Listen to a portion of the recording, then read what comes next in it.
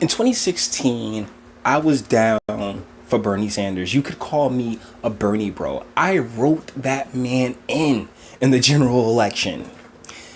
Then the last 2 years have happened. So 3 years at this point have happened. And one of the things that I did in that span of time was, look into economic mechanisms, and found out about, the reality behind socialism, capitalism, communism, all these different ideas that, thanks to me going to an American school, I was really unaware of. It's unfair for me to blame it on the schools, because if you want to learn something, if you want to know something, it's really not that hard to figure it out. So I just didn't have any interest in it. And as Bernie Sanders would speak and talk about, the 10%, they're taking all the wealth, all the top wealth. They take 90% of the wealth. This is nonsense. And it's really easy rhetoric to get wrapped up in, particularly if you're on the lower rungs. So, yeah, at the time, I was all in on Bernie. But now, 2019, I am a Trump supporter. Okay? And it's not because I particularly care for a lot of his rhetoric or a lot of his blustering, but my options are nil. I love Tulsi Gabbard. I would love to see her win the nomination. She's not going to win the nomination. An establishment puppet will win the nomination, and Trump's going to trounce him, because that's the thing he's not. That was the big appeal of Trump, and it was the big appeal of Bernie Sanders, is the fight against the establishment and status quo. And so that's how I can now sit here and call myself a Trump supporter. So this lovely lady right here, she has a message for Trump supporters. And as one that also happens to be a descendant of American slavery, yes, I'm black, I feel like there is plenty to chop up and to dissect in this. So without further ado, let's get it going. Okay, Trump supporters, we're going to get this hashed out once and for all. So, I understand. Hold on, darling, because I don't mean to cut you off, but just for the record, yeah, I'll take her down, like early. Them tick old bitties and that southern twang is doing something for me. And you might be saying, oh, Jay, no. I ain't say marry her, but yeah, definitely a 35%er. That you're used to your president making you seem like you are the best thing for America, and it's only you and your interests that matter. But isn't that the kind of the game plan for all presidents? You have to keep your base.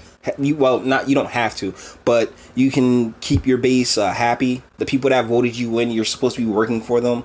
And the deal is that I've never heard President Trump say anything beyond Americans and speaking of a group.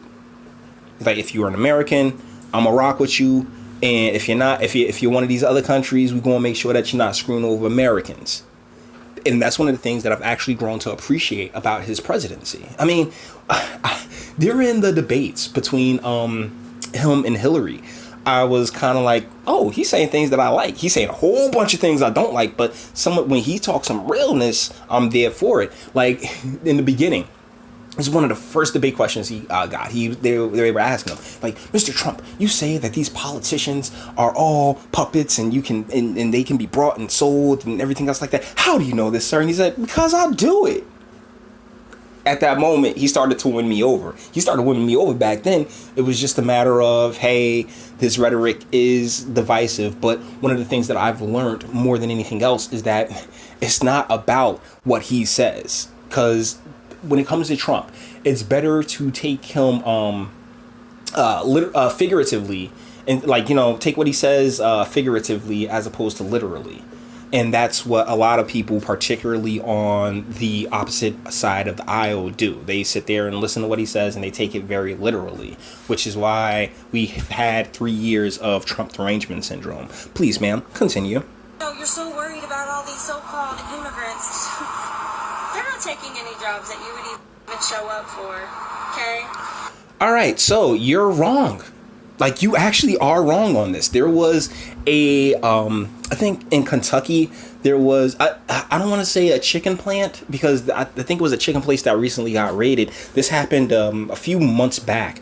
There was a plant that was like 90% illegal migrants, and after threats of raids, the owner went in and said screw it, got rid of all of them, and now it's like 85% quote unquote black or African American. So in a way, yeah. And they're taking a lot of the jobs they're taking a lot of those low wage, low skill jobs that will be going out for automation soon enough. But until they are, we should be feeding American families with that work, because this idea of the lazy American that doesn't want to do anything is complete bunk and nonsense. And I do not like the fact that this very, very milfy lady is trying to perpetuate that.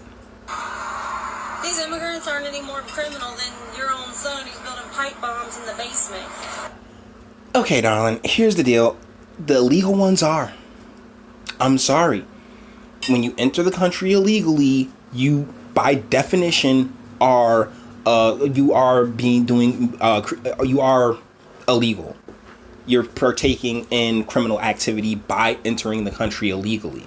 And here's where I feel like there's a lot of congealing taking place, in that people mix the legal migrants and legal immigrants up with illegal immigrants and those who just border jump and overstay visas and the like. And so you wrap them both together when that's not the reality at all. We have plenty of naturalized and,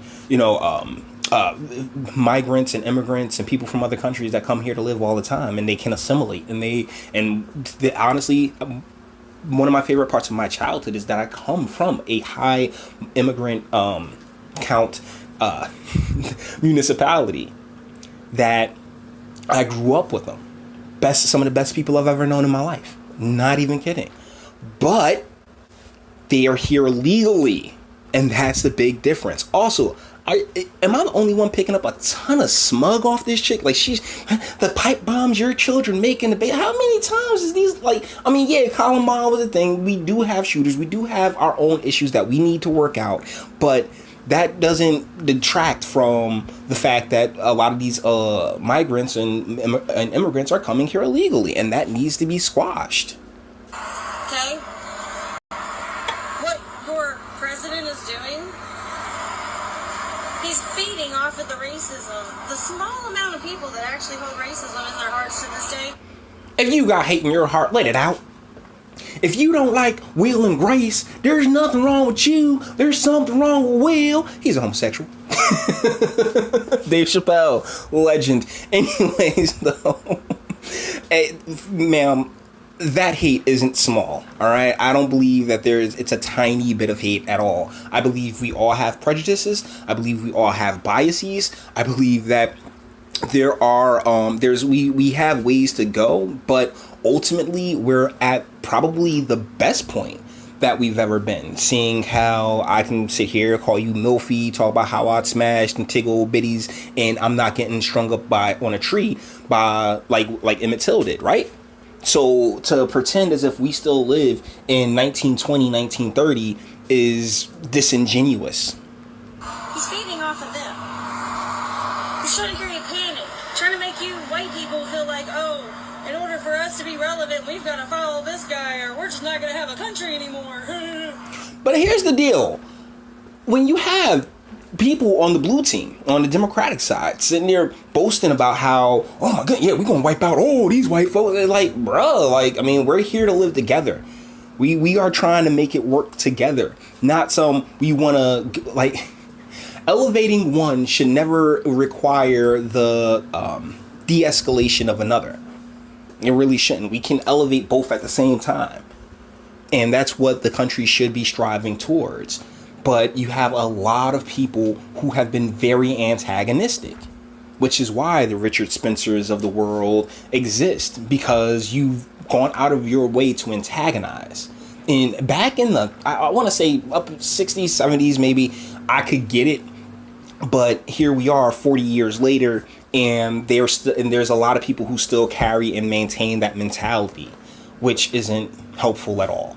Also, when it comes to dog whistling, who or what hears the whistle? The dogs, right? So when it comes to racist whistling, who or what hears the whistle? The racist, the actual racist. And that racism comes on both sides. That is not just like, nah, darling, I'm sorry. To sit here and like and act and pretend as if, oh, every issue or every problem that we've ever had just started over the past 3 years, I think that's nonsense, and you're being very disingenuous in the moment. Come on, guys. Let's face it. We stole this country from black and brown people. Right? Don't we call indigenous peoples red?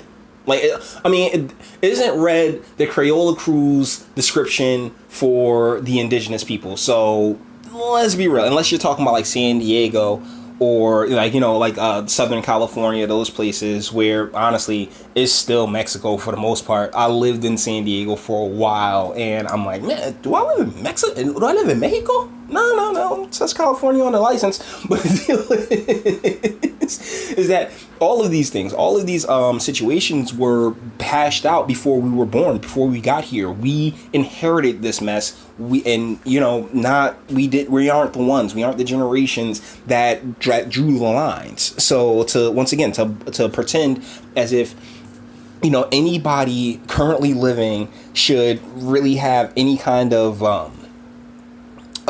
take any kind of accountability for what took place way back when, white people, black people, brown people, it doesn't matter.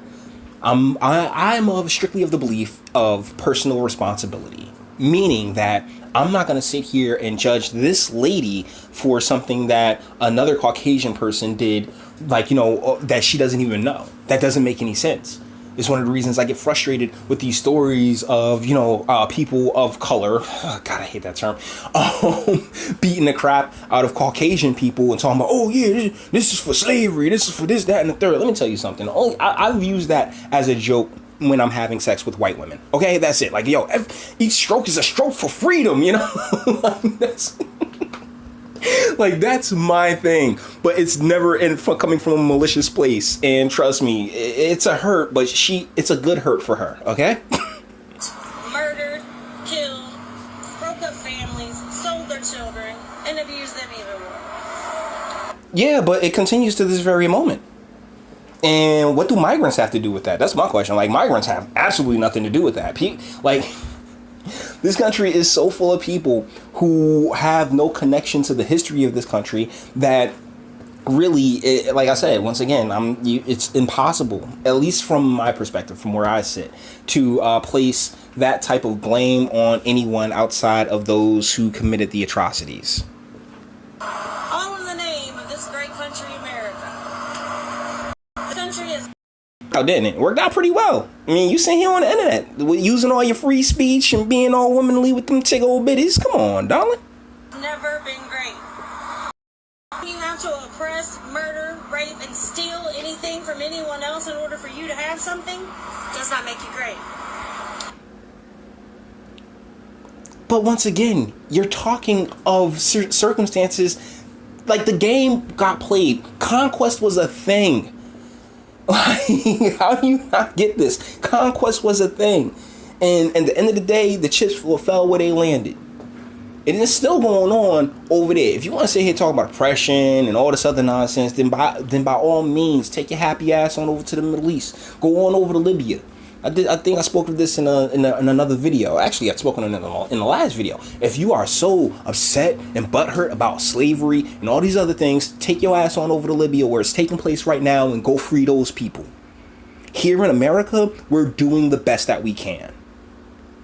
What will make this country great is if its citizens would actually partake in the free education that this freaking country provides. The vast... So interesting that I talked about my education that this country provides. This country's, oh my goodness. Like, that's one of the reasons why I'm kind of like, yeah, you can send your kids to these schools, but I mean, ultimately it comes back around to the parents. And I know this lady does not believe that at all. She believes that the government and the state should be teaching the kids everything that they know. And it's, no, No, it can't work like that, because when you rely on other people or other institutions to raise your kids, what they do and what they're definitely planning on doing, the LGBTQ curriculum passed here in Jersey, it's passed in Illinois, it's passing almost in every Democratic state, and it turns the schools into indoctrination camps. And thusly, you end up not having grandchildren, because they kind of like. And I don't want to sit here and say, oh yeah, well, whatever your sexuality is, that's your business. This is none of mine. But I know that influences are as they are, and we have had stories of guidance counselors trying to tell children that they're transgender. So miss me with all that nonsense. World of the internet, where you could get full education instead of this biased bullshit that you keep spewing out, acting like it should be everyone's life experience, because it's not. I'm also going to let you know, black and brown people cannot be racist. And this is the reason why I wanted to do this video, because the white guilt is strong in this one. I mean, it's an interesting place to pause it, because she's looking rather alright right there. Testicles. But yeah, they can. See, here's the thing about racism. Racism is the feeling of superiority based solely on your skin color. That's it. Oh, because I'm black, the white people are inferior or superior to me. Because I'm white, black and brown people, the color Crayola crew, are inferior or superior to me. Like, that is what racism ultimately is. And so to sit here and say, oh, black and brown people can't be, that is nonsense. I hear it all the damn time. Man, black people, we created it. We kangs, we queens. Mixed brown people. Hey man, this country was built on our backs, you see. And then those other black people be like, wait a second there, champ, take it easy. And everyone likes to sit there and talk about how superior and how this country is. Let me tell you guys something, okay? How this country is, oh my goodness, it's built off the backs of immigrants. It's built off the backs of blacks. It's built off the backs of the slaves. Let me tell you guys something. It was a collaborative effort. We all worked together and landed on something pretty okay. Is it the greatest? Of course not. But is it pretty awesome? Yeah. And the mere fact that this milfy lady right here can hop online and start spewing all this stuff without any worry of repercussion. I mean, honestly, if this country wasn't built around particularly the woman's comfort, sweetie, no. If we didn't go out of our way to try to be better, it'd be one thing. If this country didn't actively try to be better, it'd be one thing. But this country as a whole does. I can't speak for every municipality. I can't speak for every state. I can't speak for every county. But I can speak for the country as a whole. And that's because I am someone who has literally lived from coast to coast with stops in the Midwest. All right? They are not the ones that are in power. Only people who are in power hold the privilege and power of oppressing other people. What was Barack Obama? I'm just curious. Wasn't he president, right? He was the guy that Trump replaced, right? So, I mean, if we're just playing Crayola, because trust me, I am no Obama fan. But if we're just playing the Crayola, playing in the Crayola box, then what are you talking about? What do you mean? Like, he said he had power? If you go to all these democratically run urban centers, there's tons of black people in power.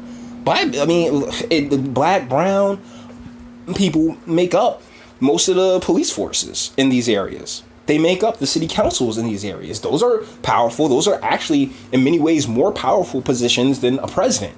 Because, a president just all over the place. But those mayors and the council reps and stuff like that, yeah, they're the ones that deal with the day-to-day. Your state representatives have way more sway over your day-to-day life than the president does, if you want to be technical about it. Historic, it's never been black and brown people. Ever. So please stop saying... No, what are you talking about? I just gave you an example, sweet. Like, she can talk back. That a black brown person who is definitely experiencing experiencing racism when they live, where they go, where they travel in this country. Don't call them racist because they're calling you out for your bullshit. I think she's racist. Like, I hate to say it, but I think she's kind of racist because, yeah, oh my God, as a black man, a quote unquote black man, as a descendant of American slave that has gone from coast to coast, I have literally driven 3,000 miles across this nation, ran across so many different people, so many different adventures and situations where like, you know, if the racism was the problem that everyone believes it to be, I'd be dead. I promise you. I've walked into some of the most redneckest looking bars ever, and they show mad love. So I gotta take offense. The thing about this country is this country is always trying to be better. It make mistakes. We mess up. Like, America is like Michael Scott from The Office, who would say and do ridiculous things, right? But then, you know, in his quest, in his zeal to apologize, he just go overboard in the other direction.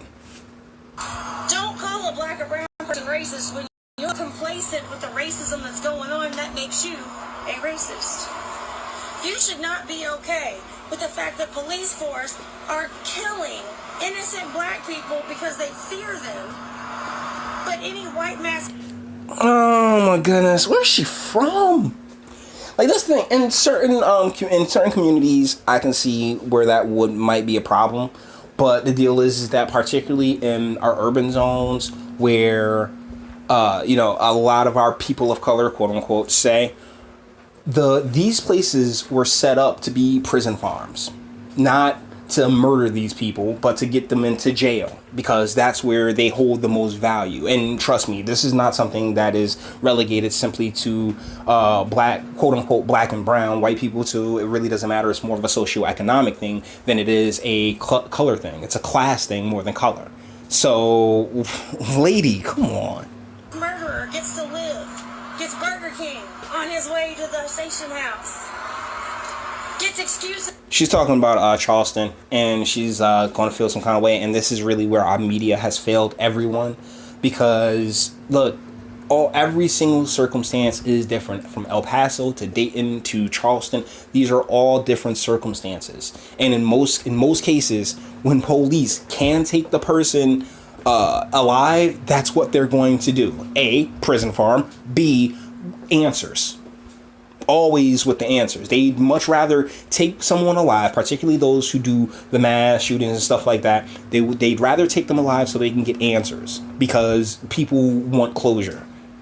Made. Oh, he has a mental illness. Oh, his father was absent in the home. You hear how she about to go over that? How she just about to gloss over that? Sweetheart, that's the major problem. Oh, I can tell she's a single mother. She's still 35%, but I wear like 3 rubbers. Yes, that's a huge problem. That's really one of this nation's biggest problems, is the denigration of of masculine energy and the fathers being in the home. I'm telling you, it's one of the most important things that a child can have, is 2 parents that in the home, showing them and giving them proper example. That's where we're messing up. That's where we've been messing up. Do some history checks. Black and brown families have been broken up by the white system for the whole entirety of this country.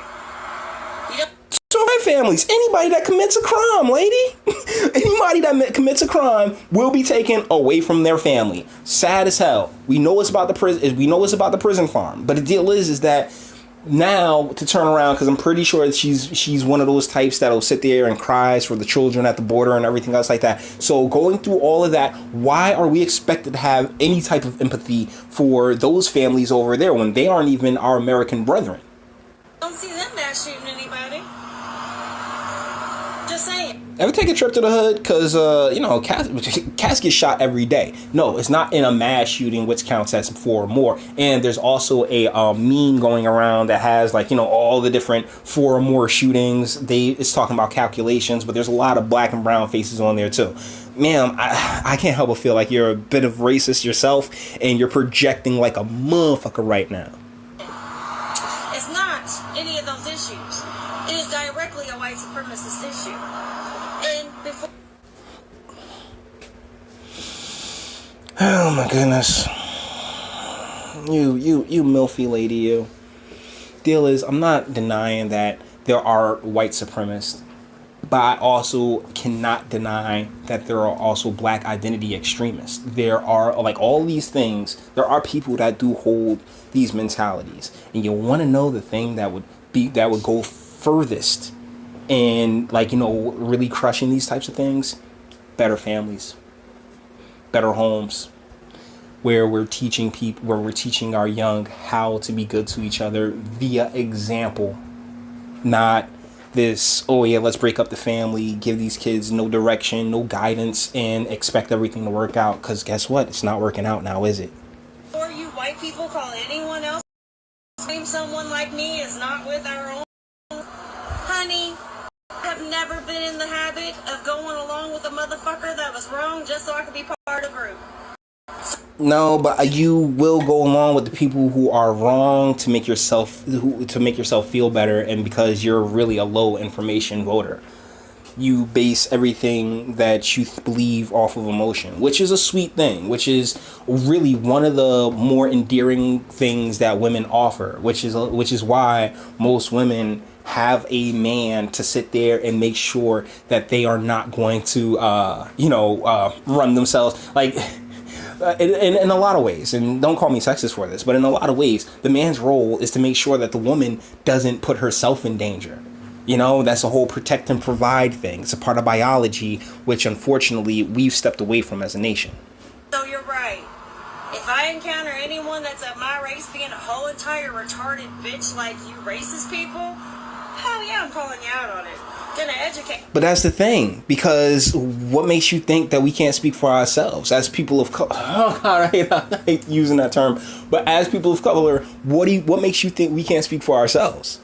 That's my question. And the deal is that I believe that she's coming from a genuine place of caring. I think this woman genuinely feels bad. This is a lot of white guilt that we've been partaking in. But ma'am, it's not on you. It's not your fault. Please, this type of nonsense doesn't help.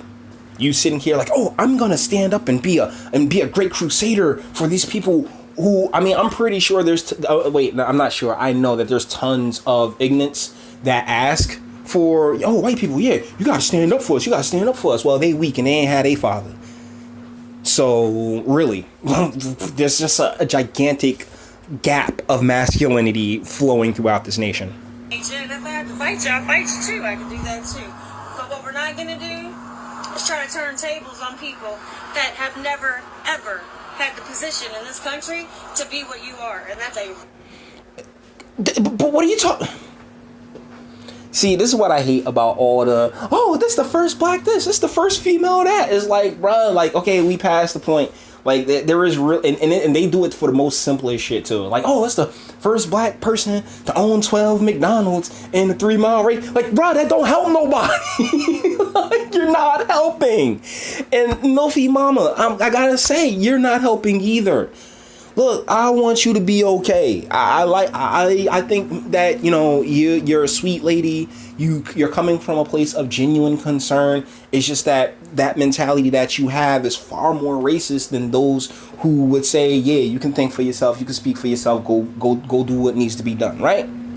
At least that's what I think. There's only 2 seconds left, and I think we can wrap this one on up. All the internet stuff. If you liked it, toss it a like. Dislike, go ahead, do that too. Sub if you enjoy my fantastic voice and you want to get videos like this every single day. Share, because sharing is caring. And speak. Let me know, what do you think in the comments? Is she right or am I right? Because this was a bit of a debate, one-sided, I know. But I'd really like to know your thoughts in the comments. Can black and brown people be racist? I believe that anyone can be racist. I believe that anyone can flex their own superiority over another's. That's because to me, that's what racism is. It's just that superiority is based around the color of your skin. And I'd rather flex it on the content of character and what type of human being you are. Which is why I can't be but so frustrated with this lady. Not just the 35% thing, because once again, take old biddies. But because, I just don't think she knows any better. I think she's she's one of the worst that believe that she's a high information voter, when in all reality she's a low information voter doing exactly what the establishment would have of her. So with that being said, until the next one.